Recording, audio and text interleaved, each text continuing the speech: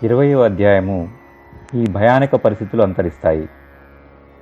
ప్రపంచంపై వ్యాపించిన వినాశకరమైన మబ్బులను చెల్లాచెదురు ఎలా చేయాలన్నదే గురుదేవుల ముఖ్యమైన చింతించడమే కాక దాని కొరకు ఆయన ప్రయత్నం కూడా చేశారు.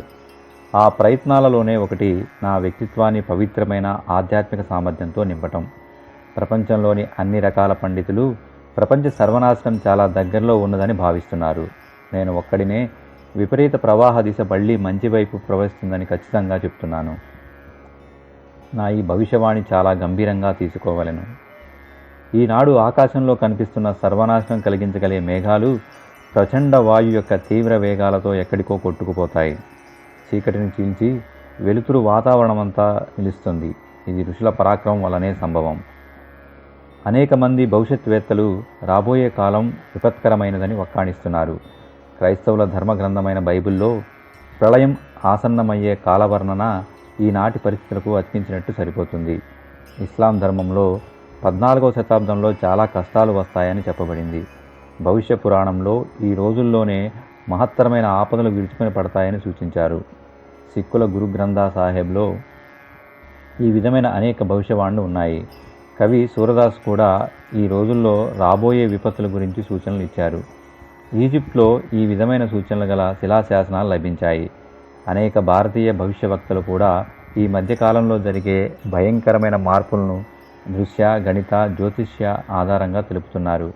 పాశ్చాత్య దేశాల్లో అతి ప్రసిద్ధమైన భవిష్యవక్తలు జీన్ డిక్సన్, ప్రొఫెసర్ హరార్ యాండర్సన్, జాన్ బవేరీ, హీరో, Arthur Clarke, Nostradamus, Mother Shipton, Anandacharya మొదలగు వారు ఈనాడు జరగబోయే పరిస్థితులను అతి భయంకరంగా వర్ణించారు. కొన్ని రోజుల కిందట కొరియాలో జరిగిన విశ్వ జ్యోతిష్యుల సమ్మేళనంలో 20వ శతాబ్దం అంత్యకాలంలో అతి భయంకర సంఘటనలు జరగవచ్చునని తెలిపినారు. కెనడాలోని టొరంటో నగరంలో ప్రపంచ భవిష్య విజ్ఞాన విశేషజ్ఞుల సమ్మేళనం జరిగింది. వారు వర్తమాన పరిస్థితులను విశ్లేషించి అతి భయంకరమైన దుర్దినములు అతి దగ్గరలో ఉన్నాయని చెప్పారు. భూమి మీద గ్రహ నక్షత్రాల ప్రభావం అధ్యయనం చేసే శాస్త్రజ్ఞులు ఈనాడు సూర్యునిలో జరుగుతున్న మార్పులు, వరుసగా వచ్చే సూర్యగ్రహణాలు భూమివాసులకు చాలా హానికరమని తెలిపారు. అంతేకాక 1980 ఉత్తరార్ధంలో ఉదయించే హైలీ అనే తోకచుక్క వల్ల వితరణ చెందే విషవాయువులు పరిణామం పృథ్వీవాసులకు హానికరమని తెలిపారు. పెరుగుతున్న జనసంఖ్య వల్ల రాబోయే రోజుల్లో అన్నపానీయాలకే కాక రోడ్డు మీద నడవటానికి కూడా స్థలం ఉండదు. ఏ విధమైన ప్రణాళికలు లేక విస్తరింపబడే పరిశ్రమల వల్ల నీరు, గాలి విషపూరితమవుతున్నాయి. ముఖ్యమైన ఇంధనాలైన పెట్రోలు, బొగ్గు ఇంకొక 50 సంవత్సరాల్లో సమాప్తమవుతాయి. పరమాణు పరీక్షల వలన ఉత్పన్నమైన కిరణాల వలన రేపటి జన సముదాయానికి నివారించలేని రోగాలు వస్తాయనే భయం ఉంది. అసలు అణుయుద్ధమే జరిగితే మనిషే కాక సమస్త జీవరాశులు ఈ పృథ్వీ నుంచే అంతరిస్తాయి. ఉష్ణోగ్రతలో వచ్చే మార్పుల వల్ల ధృవాల్లో ఉండే మంచు కరిగి సముద్రం పొంగి తిరిగి హిమయుగం రావచ్చునని శాస్త్రజ్ఞులు చెబుతున్నారు. ఈ విధంగా అనేక రకాల సాహిత్యాల నుంచి పద్యాలను క్రోడీకరిస్తే క్రీస్తుశకం 1985 నుంచి క్రీస్తుశకం 2000 వరకు పృథ్వీలో తీవ్రమైన మార్పులు సంభవించవచ్చు. అంతేగాక క్రీస్తుశకం 2000 సంవత్సరం తర్వాత పరిస్థితులు మంచి కొరకు మారతాయని భవిష్యవాణి చెప్తుంది. ఈ వినాశనములు అంతా కూడా క్రొత్త మార్పుల కొరకు జరిగే సంఘటనలుగా గుర్తించవచ్చు. రాజనీతిజ్ఞులు ఈనాటి మానవజాతి ముందు ఉన్న విపత్కర పరిస్థితుల సృష్టి ఆది నుంచి ఇంతవరకు రాలేదని చెప్తున్నారు. ప్రపంచ శాంతి కొరకు అనేక సంస్థలు తమకు తోచిన ప్రయత్నాలు జరుపుతున్నాయి. ఎక్కడో అక్కడ చిన్న యుద్ధాలు నిరంతరం జరుగుతూనే ఉన్నాయి. ఏదో ఒకరోజు ఇది ప్రపంచ యుద్ధానికి దారి తీయవచ్చును. పూర్వకాలంలో దేవాసుర సంగ్రామాలు జరిగేవి. అయినా సర్వనాశనానికి ఈనాడు ఉన్నన్ని అవకాశాలు లేవు. ఈ విపత్తులన్నీ సూక్ష్మ శరీరం కలిగి ఉన్న ఋషులు జాగ్రత్తగా గమనిస్తున్నారు. ఇలాంటి పరిస్థితుల్లో వారు మౌనంగా ఉండలేరు. ఋషుల తపస్సు స్వర్గం, ముక్తి, సిద్ధుల కోసం కాదు.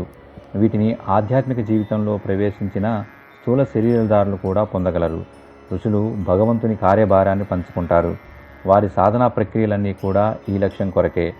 నన్ను అనుగ్రహించిన గురువులు నా ద్వారా చేయించిన ప్రతి పని లోక కళ్యాణం కొరకే చేయించారు. మొట్టమొదట నాతో చేయించబడిన 24 గాయత్రి పురస్చరణలు కూడా లోక కళ్యాణం కొరకు అతి ముఖ్యమైన కార్యాలు నిర్వహించడానికి అవసరమయ్యే శక్తిని పెంపొందించడానికే చేయించారు. ప్రపంచంపై వ్యాపించిన వినాశకరమైన మబ్బులను చెల్లాచెదురు ఎలా చేయాలన్నదే గురుదేవుల ముఖ్యమైన చింత. చింతించడమే కాక దాని కొరకు ఆయన ప్రయత్నం కూడా చేశారు. ఆ ప్రయత్నాల్లోనే ఒకటి నా వ్యక్తిత్వాన్ని పవిత్రమైన ఆధ్యాత్మిక సామర్థ్యంతో నింపటం. నా ఉపాసనలోని ప్రస్తుత చరణం సూక్ష్మీకరణ సాధనా ప్రక్రియ. ఒక వ్యక్తి ఖ్యాతి, ఐశ్వర్య ప్రతిష్టతను పెంచడానికి కాదు. దీనికి ఒకే ఒక ప్రయోజనం, మానవుడు తిరిగి ఒక ఉత్కృష్ణ ఆదర్శమూర్తిగా నిలబడగలగటం. గురుదేవులు 5 వీరభద్రులను ఉపయోగించి తన ఉద్దేశాన్ని పూర్తి చేయించుకుంటారు. మహాబలవంతుడైన హిరణ్యాక్షుణ్ణి వరాహ రూపంలో అవతరించిన ఈశ్వరుడు ఎవరి సహాయం లేకుండానే చీల్చెండాడాడు. ఈ మారు కూడా రాక్షసత్వం వలన ఉత్పన్నమైన విపత్కర పరిస్థితులు ఎక్కువ కాలం ఉండజాలవని నాకు అనిపిస్తుంది.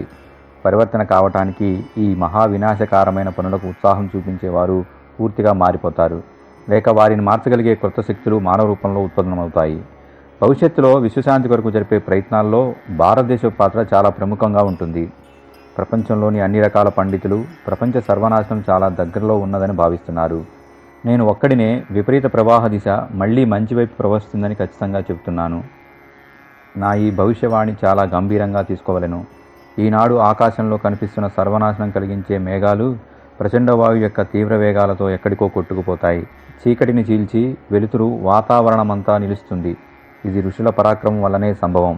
ఇది జరగటానికి కొంత ప్రత్యక్ష పాత్ర నాది కూడా కావచ్చు.